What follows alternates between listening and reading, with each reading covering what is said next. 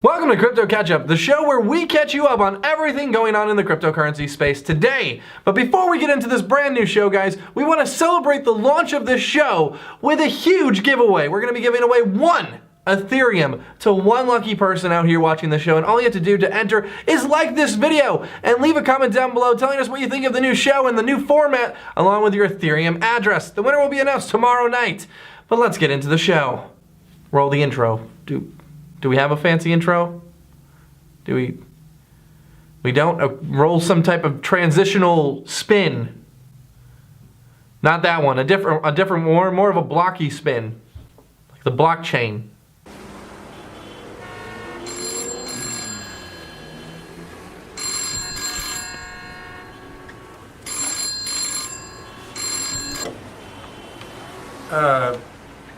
Hello? Hey, sexy. Who is this? Don't pretend like you don't remember me. You were looking into me all week. Tittycoin? Is that you? Yeah, of course, silly.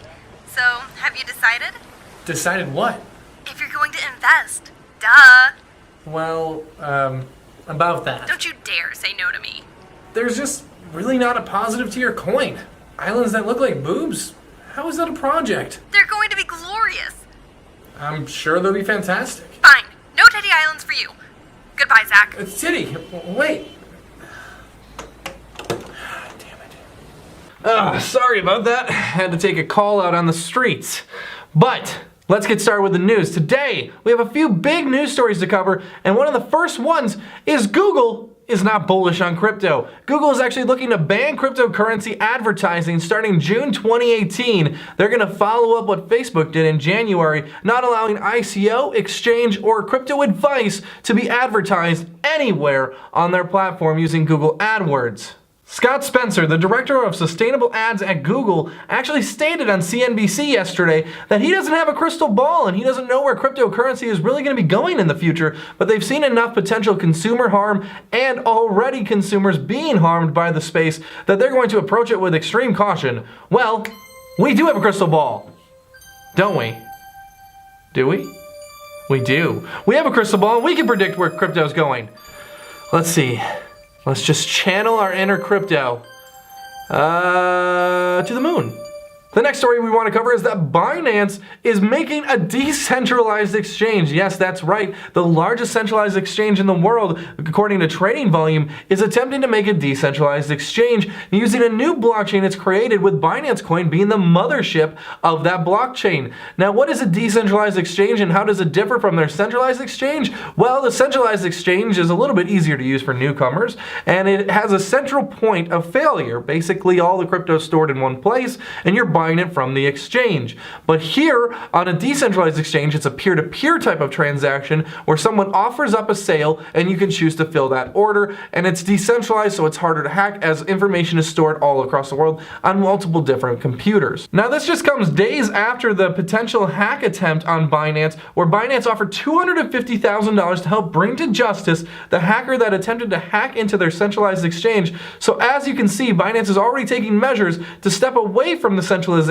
even though they're going to keep both exchanges and allow them to coexist. So this is a really good move by Binance, as a decentralized exchange, I think, is the future of cryptocurrency. But I think for the newer comers to the space, they need the centralized exchanges as they're easier to use and easier to understand. Now, there already are decentralized exchanges in the space, of course, but I feel like Binance could really make something great.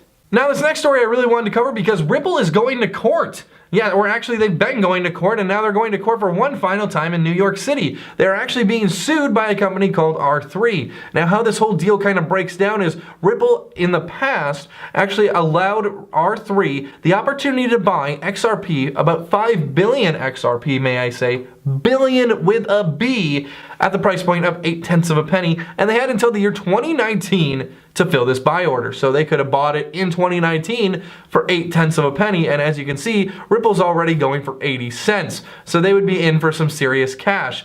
Now, basically, Ripple is trying to say that they cannot buy these 5 billion XRP anymore because they infringed on parts of the contract that would have allowed them to make that purchase order. But R3 is saying they never infringed and that Ripple is just trying to stop them from buying these 5 billion XRP. And what would this do to the market? 5 billion XRP purchased at 8/10 of a penny. Imagine if they were to unload that 5 billion XRP and not use it for its utility and just unload it to the market. They would make almost $4 billion in today's value. When Ripple was at its all-time high, they would have made almost $20 billion by buying 5 billion XRP for 8/10 of a penny. That's insane. So I can see why Ripple's trying to stop this. And Ripple basically states that they infringed in multiple areas of the contract and the contract is now void and they have no opportunity to buy these XRP anymore.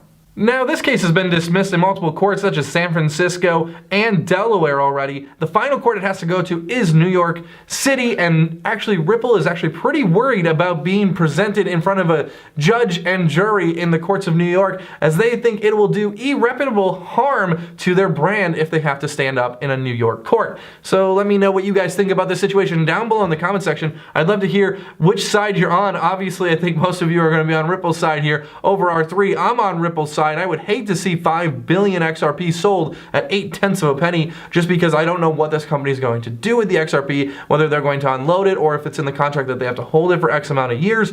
But it would just be very scary to see 5 billion XRP go into the hands of somebody at 8/10 of a penny. I think it would really extremely devalue the price of XRP. And for our final story, Circle actually opens up to 46 states as of yesterday with its new app, and after its acquisition of Poloniex, this is going to be a very valuable exchange. The only states that do not allow you to use the Circle investment cryptocurrency app currently are Minnesota, Wyoming, and Hawaii because of some red legal tape, and New York is coming soon. That is the final state. So they will have 47 of the 50 states able to use their app, and this will kind of open up the ability to buy cryptocurrencies and make it easier, and not just with one point such as Coinbase. And now we already have Robinhood, so this is really creating some competition in the space, which I think is going to drive fee prices down and make the space a more buyer-friendly space. I said space a lot. To the moon!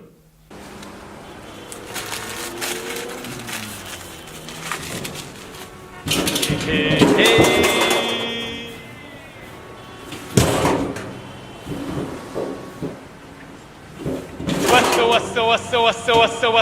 What's up, big gunner?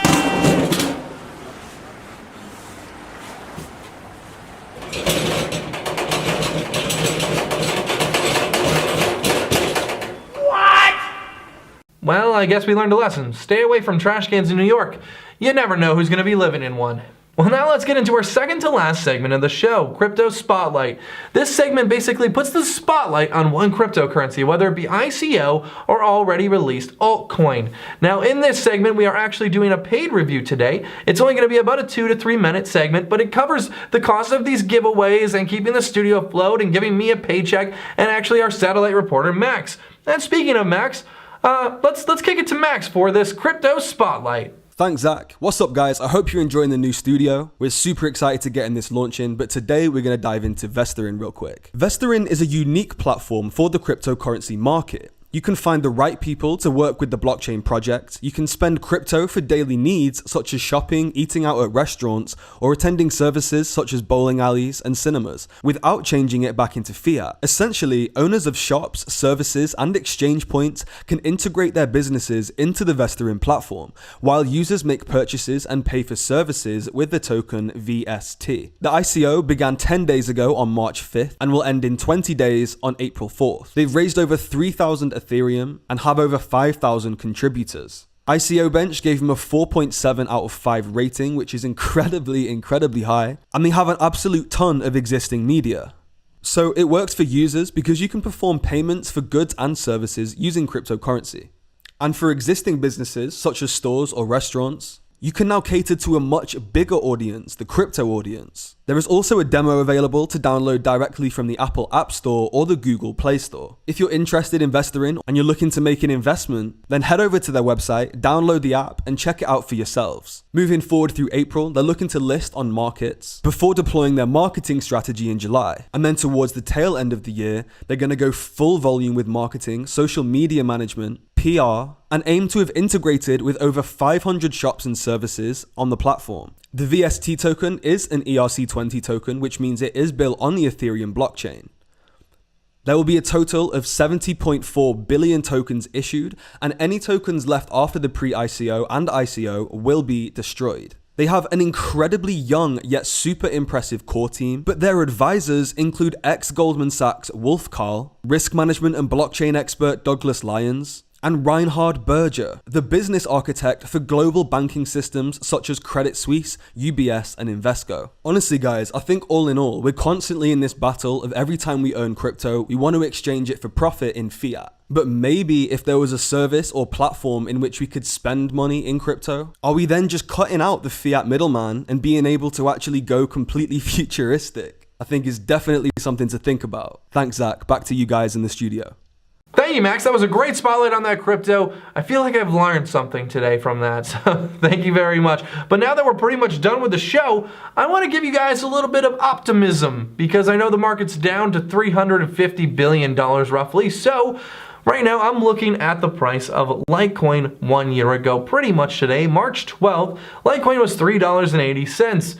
Back then it was up a little bit actually, and people would have been pretty excited to be holding their Litecoin. So just know right now, I know we're at a low, but these lows could go to all-time highs in the coming few months. Right now Litecoin is trading at $167, so $1,000 in Litecoin last year would have made you some serious cash today. So just make sure when you're making your investments, make the right investment for a long-term hold, and you'll end up making profit. Maybe not in a month or two, but it could be within the next year or two, and you could see some serious gains. So I guess always try to stay optimistic. But also guys, don't forget to like this video to enter for a chance to win that Ethereum, and also leave a comment down below. What do you think? What do you want to see improved? We're going to be working on a lot of things on this show over the next coming weeks as we try to constantly improve it. We're getting intros done, graphics made. We're working really hard to make the show better and better as the weeks pass. But right now this is kind of like a pilot. So we're going to take any of your criticism, any of your comments, and we're going to work on the show and try to make it the very best thing it can possibly be. But until the next episode, guys, happy trading and goodbye.